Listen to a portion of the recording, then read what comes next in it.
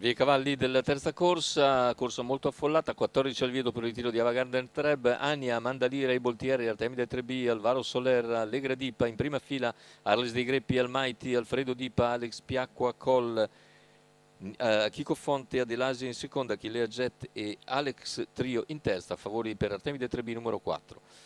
Macchina che accelera e si avvantaggia è subito Eboltier nei confronti di Amanda Lear, all'esterno è veloce anche Alvaro Soler, passa Eboltier che conduce, Alvaro Soler all'esterno, si era sotto invece Numero 1, Amanda Lear, Ania, squalificato. 200 iniziali in 14,5, ma insiste all'esterno Alvaro Soler che va su Eboltier, insiste nella sua progressione Andrea Baveresi e ottiene strada in 450 metri. 29,4 però numero la spesa per 7, Arles dei Greppi, squalificato. Ha dovuto spendere parecchio. In quarta posizione numero 13, Achillea Jet, squalificato. C'è la progressione ora di Artemide 3B che avanza al largo dopo i primi 600 in 45,6, ma c'è l'anticipo da parte di Allegra Dipa.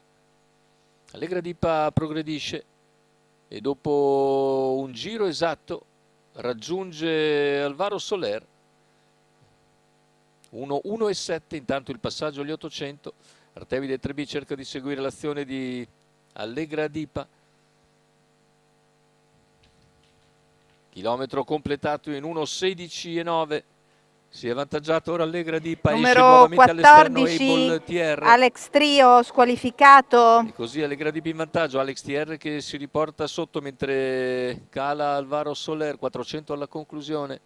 Ora la mossa in terza corsia da parte di Achiko Font.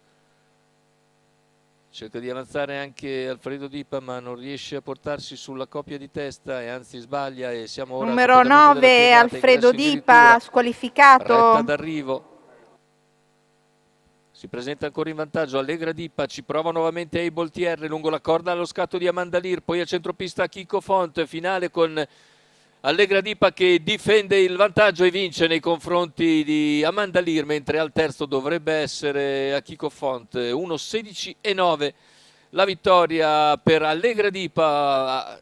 François Conigliaro in sediolo, quota shock 69,02 al totalizzatore, ma se l'è meritata perché ha corso davvero molto bene oggi con un chilometro scoperto all'esterno.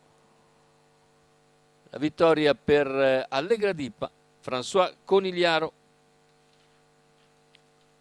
quota di 69,02 al totalizzatore.